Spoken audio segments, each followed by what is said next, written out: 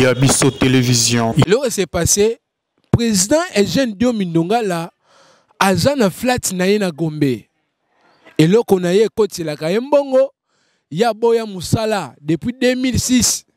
A boya côté dans parlement, ba kangaye injustement a outi kobima toza reconnaissant parce que abimi par les billets na régime ya Félix Tshisekedi. Yabiso Télévision.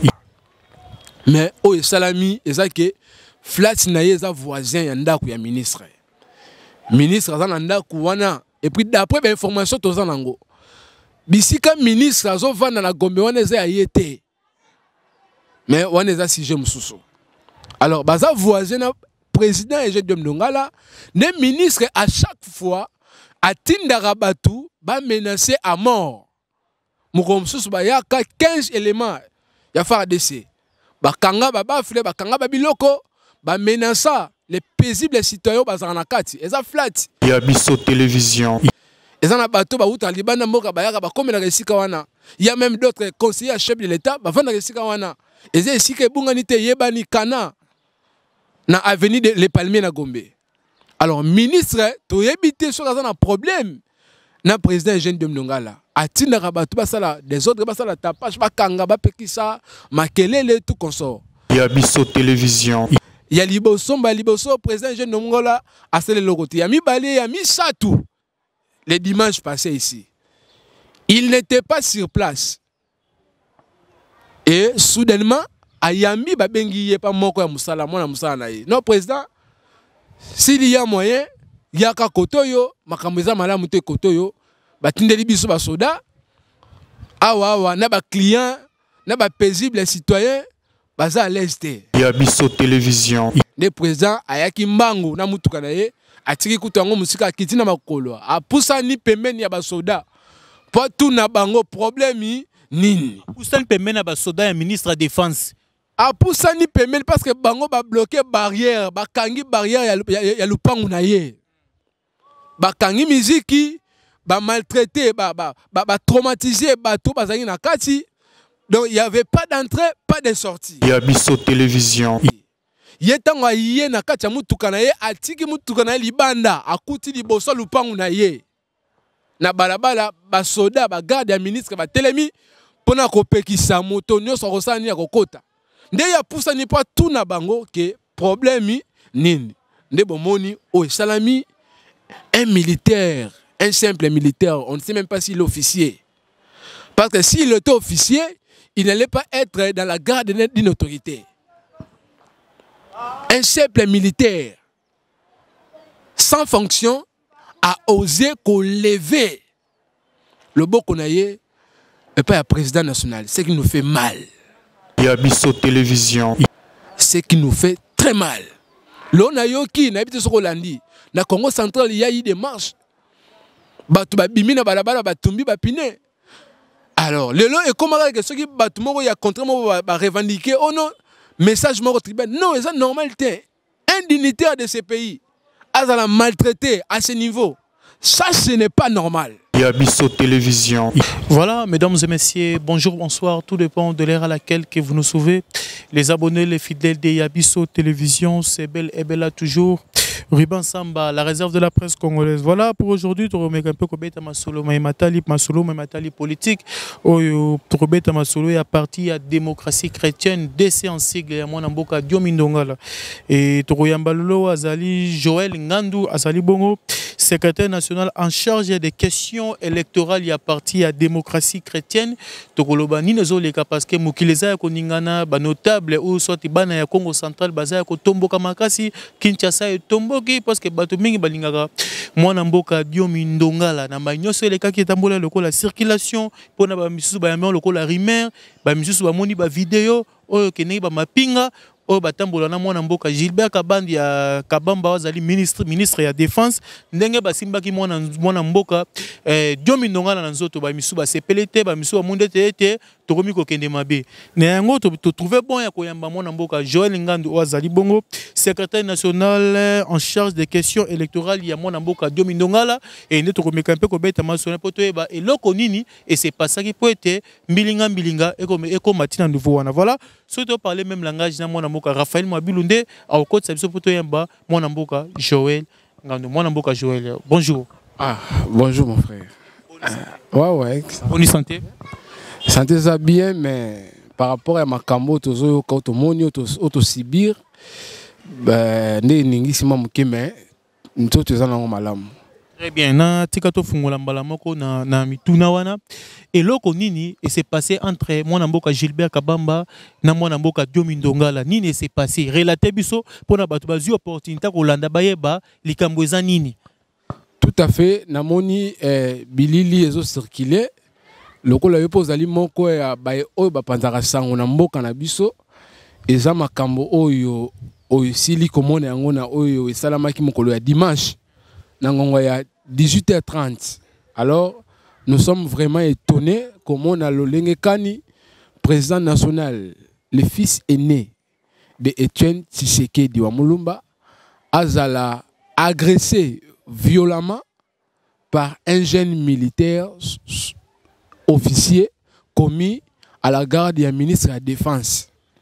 Alors, tout ça vraiment choqué. Et en Wana, nous avons voulu passer par les voies légales pour totalisa. Non seulement Namboka na biso Congo, mais pour totalisa pe na baye oyo bazola na biso libanda mboka désapprobation ya démocratie chrétienne. De toyele lo nanzela ya etandomike to solama mukia. Likama eutaki wapi po ete mapinga oyo azali jeune mapinga atambola na ministre ya défense po ete azwa courage po biso yoki makambo ebele ke non azwi même courage ya ko gifler mwana mboka Diomindongala. Mwana mboka Diomindongala azali moto oyo abundi po na ekolo oyo akoti ba boloko a Sibir mingi po na mboka oyo mais lelo oyo toki koloba non démocratie eza na place nango to eza na place nango te bakufeli nini. Ndeko Ribin, ezape moko likambo biso tozo tant tozo ba ke passe na motema eza par rapport ya oyo non seulement salami mokolo dimanche mais tozo tala 8 ans passés, tozo tala 10 ans voire même 11 ans passés. Mwana mboka est jeune Diomindongala yo ebiango azali parmi les combattants de l'élite. Oyo basala l'élite politique pacifique, il y a résistance pacifique. Na Kondo Etienne Tshisekedi wa Mulumba, paix à son âme. Il a milité pendant longtemps. Il est parmi les députés en 2006. Oyo baboya ki kokota parlement ya Moyibi ya Kabila. Pourquoi? Parce qu'il y avait un mot d'ordre. Il y a Sphinx ya limité. Oyo lelo mwana ye azali mokonzi ya mboka oyo tozana ye vraiment na longoni ya mingi na respect mingi. Et koyoka makambo ezo salama o salami dimanche et sali biso passe na motema. Tonengaki to répliquer d'une manière là violemment mais yemoko yebi mona mboka jeune Diomindongala azara papa moko botosi. Alors problème ezani ni ndeko ngai. Omoni mwana mboka jeune Diomindongala a sali boloko alekisi presque 8 ans na âge lokola ye papa mukolo a perdre 8 ans passé bakangiye injustement. Toyebi makamni ne sala ki ete bakanga ye. Bandeko bakose ya lokute ya moyibi bagena ko fondé na papa moko boy sans disant ngande papa responsable ya mwana oyo. Makambo nyonso wana ezalaki lokuta jusqu'à ce que voir même ba droit international et droit de l'homme, ba organisme international droit de l'homme, ba intervenait à l'époque. Tozana nonam Joseph Kabila Kabange comme chef de l'État. Tant ba sala enquête ba monete azokufa na liwa ya pamba azana innocent. Pourquoi? Bakanga pourquoi? Aboya ka financement ya Kabila. Il est parmi les premiers opposants d'être sollicité dans le régime Oyoto les Kapos à la première ministre. Et quand on l'a vu initier majorité populaire de Moni passe naye banaka na likaniswana. Mais aujourd'hui apparemment, les gens semblent oublier. Et ça, problème, mais parce que vous savez, la mémoire est souvent oubliée. Mais moi, Namboka, jeune Diomindongala, les locaux, oyo, biso, les locaux, les na TV, eza pona ko dénoncer muto passa 8 ans na ye pona ko bundela na o etali état de droit. Mais na makambo ezo sala malelo apparemment l'état de droit est passé outre. Comment fait-il un militaire, une garde, il y a multi autorité à coca gifler un civil, non seulement un civil, un ministre honoraire. Il y a mine. 2 fois ministre dans ces pays. Au gifler sous prétexte que et là qu'on a eu c'est qu'il a un bongo. Et zo sala makelele parce que ministre est un voisin. Et ce n'est pas la première fois de Coribin. Ça c'est la 3e fois. La première fois ministre na batunaye baye na esika musala ya président Diomi. C'est la mélano maïmouké ozong esika wana to pèse un peu moins éclaircissement pour na batbolanda biso. Donc ministre il y a défense na mwana mboka Diomi Ndongala. Flat na ye esika oya tia esika na eko tsare mbongo ndeti kaka Faden House ya mwana mboka Martin Fayulu ndenge zalaka. Donc ye pasala esika na ye ti flat na ye salle de fête ko tsare mbongo esika flat wana ezali eza ngamo na ministre ya défense Gilbert Kabanda. Continuez siko et là on s'est passé. Voilà, et là on s'est passé. Là on s'est passé président Eugène Diomi Ndongala azana flat na ye na Gombe. Et là qu'on a ye ko tsela ka mbongo ya boya musala depuis 2006 a boya kokota na parlement bakanga ye injustement a outi kobima toza reconnaissant parce que abimi par le billet na régime ya Félix Tshisekedi Tshilombo et depuis abima azana musala te gouvernement ya liboso ndeko Tshilombo na bandeko ya Kabila na bato ya Kabila ba bendani il était parmi les opposants to bato ba combattant na bango. La consulté, consultation. Il a été consulté. Makanisi ya union sacrée et où t'es pas naïe. Non c'est pas naïe mais parmi bateau yo ba prona pour na union sacrée, il est parmi les ténors. Mais toyebi ndenge makamongo yo salama ba yeko skabola. Lipa na bango esika moko boye mwana mboka a se retrouver a sala pe problème tenenge to yo kango batumsusu ba salama kelele après avoir comment que ba rumeli mingi na chômage. Balbité ngana kabani na kei mais moi na mboka toujours Eugène Diomi azo soutenir vision ya chef de l'État. Il n'est pas dans l'union sacrée, il y a autre yebi wana mais il est dans la vision ya chef de l'État. Mais o salami ezake flat na yeza voisin ya ndaku ya ministre. Ministre azana ndaku wana et puis d'après ben information toza nango. Bisika ministre azo vanda na Gombe wana eza ya yete. Mais on est à sujet moussou. Alors, baza voisin président Eugène Diomi Ndongala, les ministres à chaque fois à Tindarabatu ba menacer à mort. Moussou ba ya 15 éléments ya FARDC. Ba kanga ba bafle ba kanga ba biloko ba menacer les paisibles citoyens bazana kati. Eza flat. Eza na bato ba uta libana mboka ba yaka ba komela resika wana. Il y a même d'autres conseillers chefs de l'État ba vanda resika wana. Et c'est ici que Bunganite Yebani Kana na avenue de Les Palmiers na Gombe. Alors, ministre, tu éviter sur un problème. Na président Eugène Diomi Ndongala. Atina rabatu basala des autres basala tapage bakanga ba pekisa makelele tout consort. Il y a liboso président Eugène Diomi Ndongala a celle le côté. Yami balé yami satou. Les dimanches passés ici. Il n'était pas sur place. Et soudainement Ayami babengi pas moko ya musala mona musala na ye. Non président s'il y a moyen yaka kotoyo makambo malamu te kotoyo batindeli biso ba soda awa na ba client na ba paisible citoyen baza à l'est. Le président ayaki mbangu na mutuka na ye atiki kutango musika kiti na makolo a poussa ni pembeni ya ba soda po tout na bango problème nini poussa ni pembeni ya ba soda ya ministre de défense. A poussa ni pemel parce que bango ba bloquer barrière, ba kangi barrière ya lupangu na ye. Ba kangi miziki, ba maltraiter, ba traumatiser bato bazangi na kati. Donc il y avait pas d'entrée, pas de sortie. Yetango yé na kati ya mutuka na ye, atiki mutuka na ye libanda, akuti liboso lupangu na ye.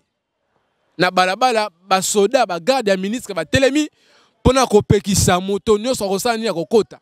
nde ya poussa ni pas tout na bango que problème nini nde bomoni o salami un militaire, un simple militaire, on ne sait même pas s'il est officier.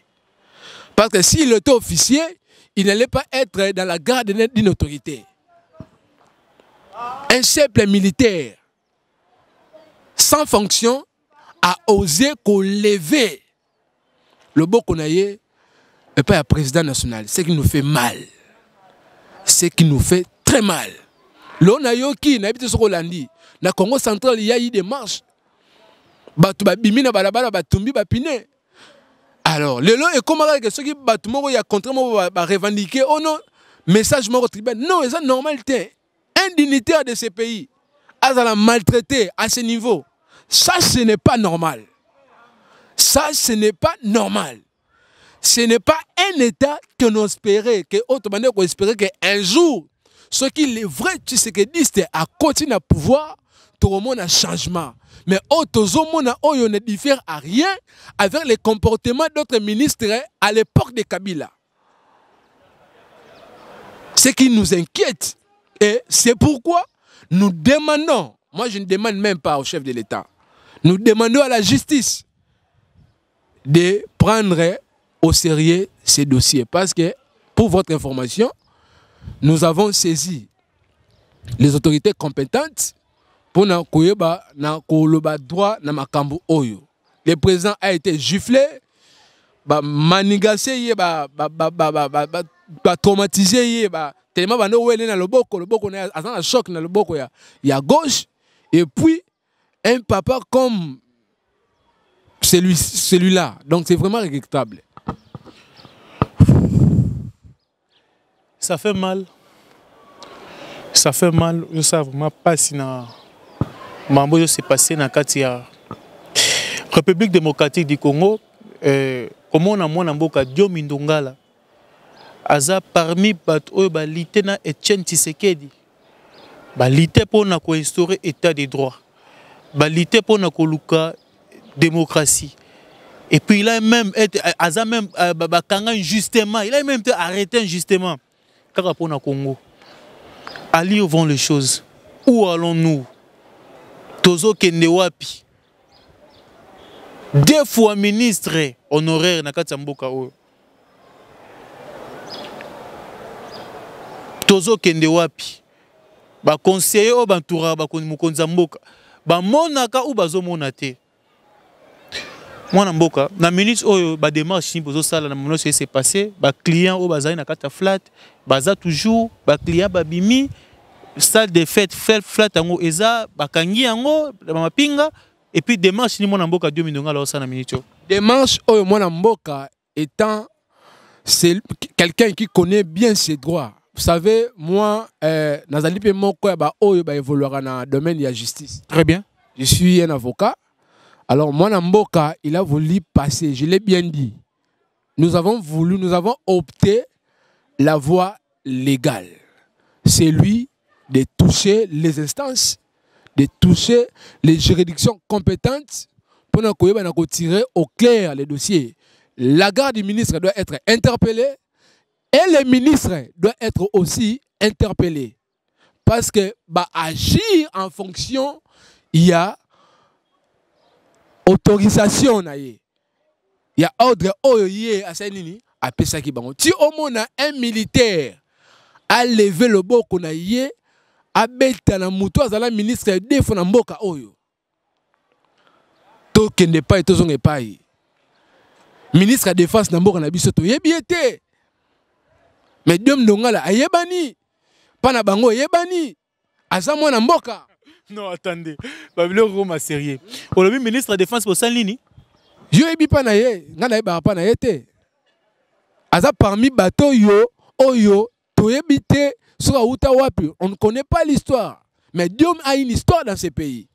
Diom a parlé politique avec les Liaou, les pères. Il a parlé politique avec les Mobutu. Diom n'est pas un infiltré. Aza mwana mboka. Alors que ça la passe na motema mwana mboka dans na mboka na yemoko azala maltraité. Non, ce n'est pas normal. Très bien, merci beaucoup. Ce n'est pas normal. Justice et ça et puis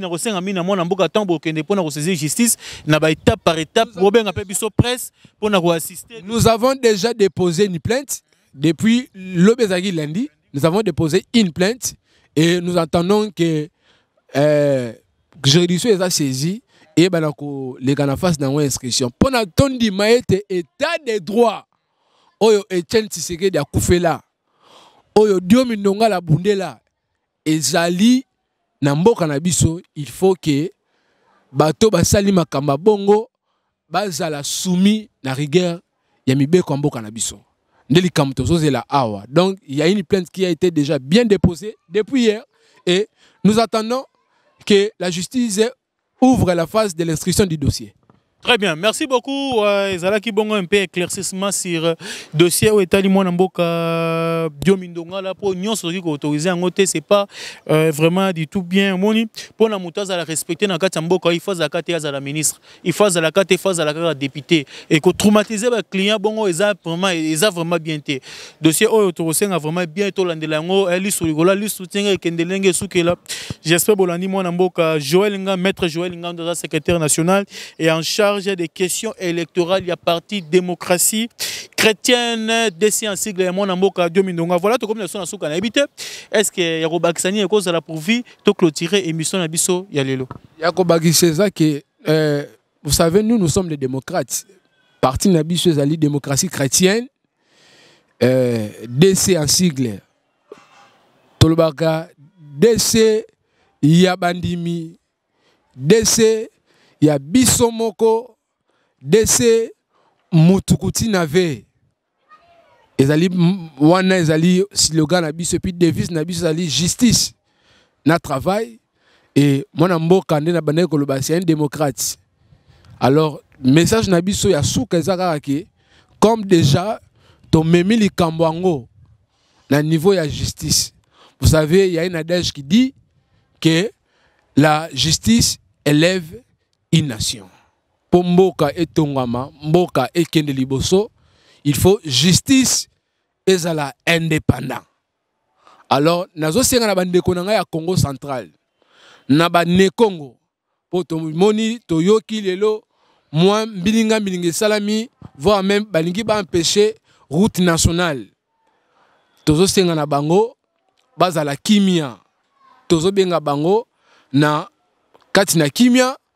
Mwana mboka mokonzi na biso Eugène Diomindonga la amemi yango déjà liboso ya bazuzi tozela ndenge nini dossier eko évoluer et puis je vais aussi les informer que nous avons même adressé une lettre ouverte au chef de l'État pour na kotalisa ye makambo s'est passé et puis qu'on rappeler parce que les gens semblent oublier le Lodiomi a commis le col un homme vulgaire le Lodiomi a commis mutupamba mais Diomi muto ya boya ki bakanya ya Kabila à Kangama pour le IDPS comme on a pouvoir.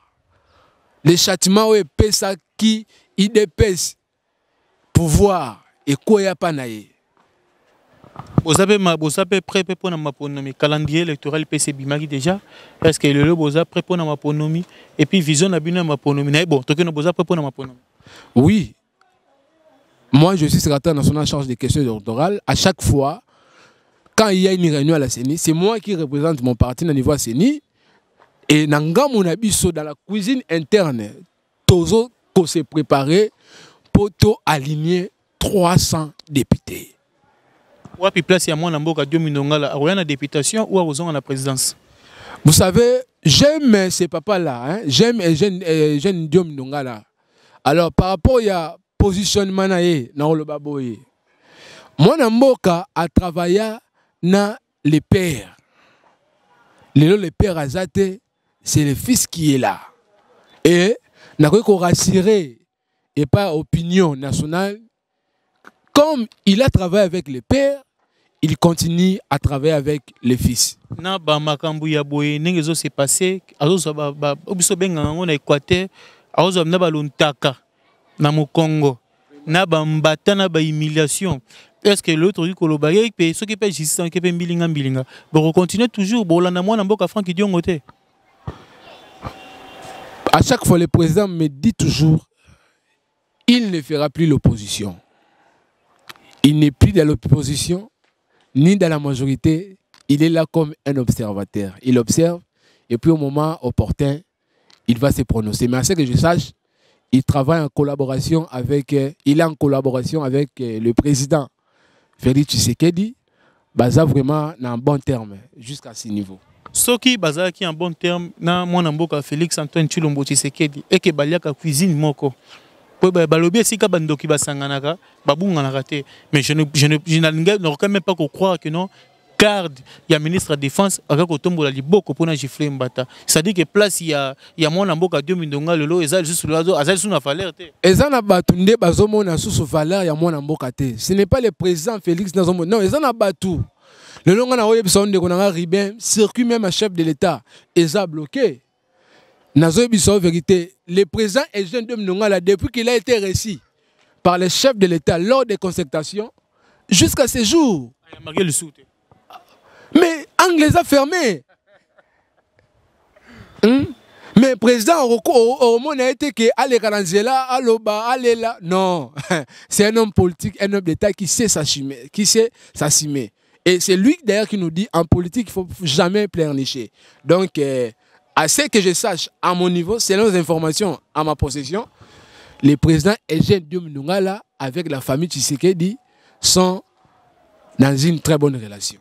Très bien, merci beaucoup Joël Ngandou, maître Joël Ngandou. Voilà, nous sommes arrivés à la fin. Merci beaucoup Nabatunion Sobazui. Opportunité à Rolanda Bisso, Nanine. Ah, si vous avez des questions, Ezali à Kotou, na ou commentaire, vous commentez. Si vous avez posé à Kotou, na question, Moro, il y a Bobo Benga Bisso, na numéro affiché na bande de l'écran. Et puis voilà, Bisso, tu sais, Kambo, parce que tu es bilite, pe combat à moi, Namboka, et Jeanne Idiom Indongala, tu es Boya Sala, Nenga Bunda, trop pour la République démocratique du Congo. Donc, jamais quoi accepter que notre dignité et puis respect, il y a mon amboka et Jeanne Idiom Indongala, ils la menacer, ils la négliger pour être azabo, non, non, tu vas accepter, jamais, tu Rolandi Alikam, Oyo, Lisso, Likolo et Lisso. Merci beaucoup à toi, Raphaël Mouabilou, à la réalisation, Raphaël, Alingamina Bengi, Raphaël. Mouabilou Boalansapou, je pense que non, c'est ça. Et puis merci aussi à Maman Ned Odia Chilumba et Maman la patronne Naomi Soko. Et merci beaucoup, Tokutanaba Jour Zoya, merci et je vous dis au revoir. Yabiso Télévision.